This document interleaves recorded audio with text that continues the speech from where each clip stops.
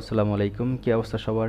Welcome to my channel আর it's Rohan. Video title ও intro দেখে অলরেডি বুঝে গেছেন আজকের ব্লগটা হচ্ছে মানালি নিয়ে। মানালি হচ্ছে ইন্ডিয়ার হিমাচল প্রদেশে অবস্থিত। আমি সেখানে গিয়েছিলাম লাস্ট উইন্টারে। কিভাবে গেলাম সেটার মূলত আপনাদের সাথে আমি শেয়ার করতে চাচ্ছি।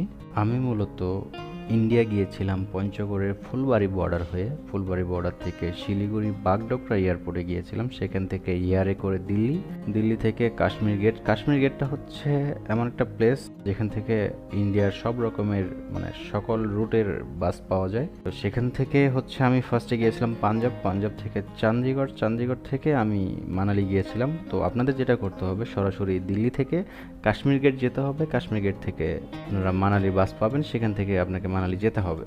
আমি মানালি পৌঁছাই ঠিক ভোরবেলা। এত ঠান্ডা আবহাওয়া এটাই আমার প্রথমবার ছিল। চারদিকে স্নো পড়তেছিল, টেম্পারেচার মাইনাসে ছিল। তো সবার আগে আমি একটা হোটেলে উঠি। এখানে মল রোডে অনেক পর্যটন হোটেল পাওয়া যায়, আপনি পছন্দ মতো হোটেলে উঠতে পারবেন। আর এখন হচ্ছে আমি যাব হচ্ছে মানালির সোলাং ভ্যালিতে, যেটা মানালি থেকে প্রায় 12 থেকে 14 কিলোমিটার দূরে। আর সোলাং ভ্যালি থেকেই মূলত হচ্ছে রোহতাং পাস, লে অথবা লাদাখের ওদিকে যেতে হয়। তো মানালি থেকে আপনি যখন সোলাং ভ্যালির দিকে যাবেন, আপনি চাইলে একটা ট্যাক্সি ক্যাব ভাড়া করে নিতে পারেন, অথবা হচ্ছে আপনি সিএনজিতে করেও যেতে পারেন। রাস্তা খুব একটা দূর না, কিন্তু আপনি যখন যাবেন আর আশেপাশের রাস্তাটা যখন দেখবেন, ইউ ওন বিলিভ, আপনার মনে হবে আপনি স্বর্গে চলে যাচ্ছেন। সব কিছু মনে হচ্ছে যে একবার ছবির মতো, একেবারে একটা heaven. So let's see the haven.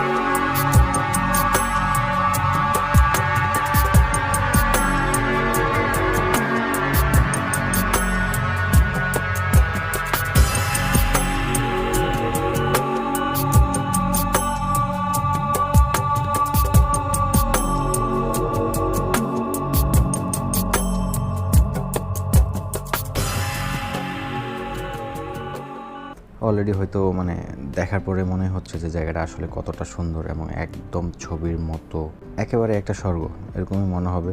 তো আমিও ওখানে অনেক এনজয় করছি, যেটা আপনারা অলরেডি দেখছেন।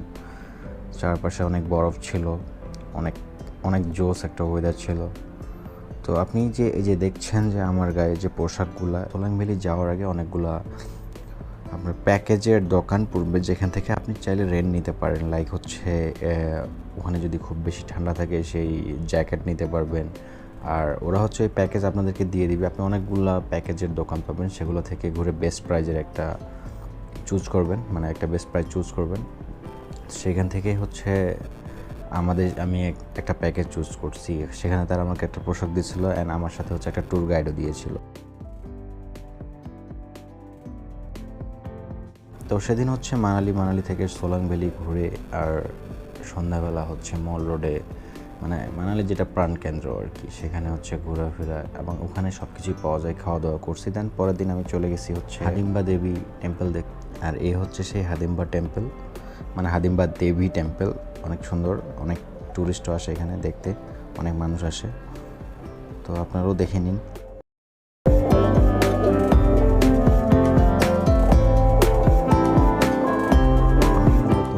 আমার যাওয়ার একটা ইচ্ছা ছিল, আমি একটা মুভি দেখেছিলাম বলিউডের, সেটা দেখার পর থেকে আমার মানালি যাওয়ার খুবই ইচ্ছা ছিল। দীপিকা পাড়ুকোন আমার ফেভারিট অ্যাক্ট্রেস, তো উনি ছিলেন, রণবীর কাপুর ছিলেন। তো ওই মুভিটা দেখার পর থেকে আমার মানালি যাওয়ার অনেক ইচ্ছা ছিল। তো তারাও এমন একটা সিন ছিল যেখানে হাদিম্বা টেম্পল ছিল, ওই জন্য মনে হলো যে একটু হাদিম্বা টেম্পল থেকে ঘুরে আসি।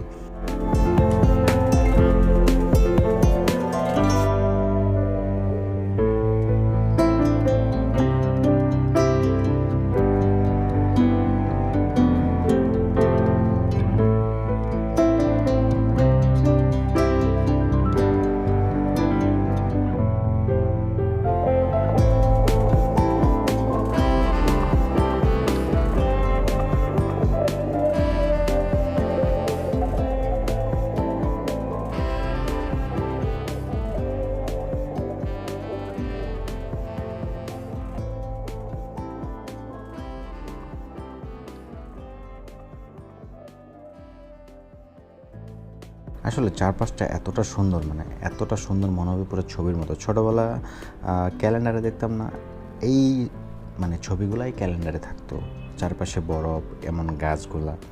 এই গাছগুলোর নাম আমি সঠিক জানি না, বাট এরকমই সিনগুলো থাকতো, মুভিতেও থাকে, ইয়াতেও থাকে, যেটা আমি পার্সোনালি হচ্ছে গিয়ে এক্সপিরিয়েন্স করছি। তো আপনারা যখন আসবেন এই সিনগুলো অবশ্যই পাবেন, মানে অন্যরকম একটা ফিল। আমার মন চায় আমি সারাদিন এইসবের মধ্যে শুধু হেঁটে যাই। তো হাঁটতে হাঁটতে আমি হঠাৎ করে আজব এক প্রাণীর সন্ধান পাই। এটা গরু বলবো না মহিষ বলবো আমি সঠিক জানি না, এই প্রাণীর নাম জানি না। তো আমি কিন্তু এই প্রাণীর উপরে উঠেছিলাম, চাইলে আপনারা দেখে নিতে পারেন। এই যে দেখেন, অন্যরকম একটা ফিল, বাট আমি আজ পর্যন্ত জানি না যে এটা আসলে কি, এটা মহিষ না গরু না কি। এই মহিষ ক্যাটাগরি কিছু একটা হবে আই থিঙ্ক। আমি পরে আর এটা নিয়ে অ্যানালাইসিস করি নাই, রিসার্চও করি নাই। তো এই হচ্ছে আমার মানালি ট্রিপের স্টোরি। আমার মানালি ট্রিপটা খুবই শর্ট ছিল, কারণ হচ্ছে আমি একটু তাড়াহুড়ার মধ্যে ছিলাম। আমি মূলত ইন্ডিয়া গিয়েছিলাম অন্য কোনো এক কাজে, পরে হঠাৎ মনে হলো যে মানালি থেকে ঘুরে আসি, দেন হচ্ছে ওইদিকে যাওয়া। আর এই জন্য আমি খুব বেশি কভার করতে পারিনি। তারপরও আমি যতটুকু একটু হলেও ঘোরার চেষ্টা করছি, সোলাং ভ্যালি দেখছি। তো এরপর আমি আবার আসবো। এবার যদি আমি মানে মানালি আসি, তাহলে হচ্ছে আমি রোহতাং পাস, মানালির যত ভিউ পয়েন্ট আছে আমি সবগুলো কভার করার চেষ্টা করব। আমার খুবই ইচ্ছা, খুবই আফসোস হচ্ছে এখন। তো আমি হচ্ছে আবার মানালি থেকে আবার দিল্লি যাব। তো এখন আপনি যখন উইন্টারে মানালি আসবেন, তখন কিন্তু আপনি আর রোহতাং পাস লের ওইদিকে যেতে পারবেন না, সেটা হচ্ছে ক্লোজ হয়ে যায়। সেটা আবার নেক্সট ইয়ারের আই থিঙ্ক মে মাসের দিকে আবার ওপেন হবে। তো আপনাকে আবার হচ্ছে দিল্লি ব্যাক করতে হবে তখন আপনি হচ্ছে আবার মানালির এক্সপ্রেস বাস পয়েন্টে আপনি চলে আসবেন। সেখানে আসলে আপনি আরেকটা সিন দেখবেন যে বাস স্টপটা এমন এক জায়গায় যেখান থেকে আবার পিছনে পাহাড়গুলো দেখলে মনে হবে পুরো ছবির মতো, মানে এত সুন্দর যে আপনি আসলে অবাক হবেন, আবার মুগ্ধ হবেন। তো এই পর্যন্তই। আপনারা তাহলে ভালো থাকবেন, সুস্থ থাকবেন, আবার দেখা হবে নতুন কোনো ভিডিওতে। আর মানালি গেলে তো অবশ্যই এবার বাল্ক আকারে, পর্ব আকারে আমি অনেকগুলো ভিডিও বানাবো। তো সেই পর্যন্ত সবাই ভালো থাকবেন, সুস্থ থাকবেন। আল্লাহ হাফেজ।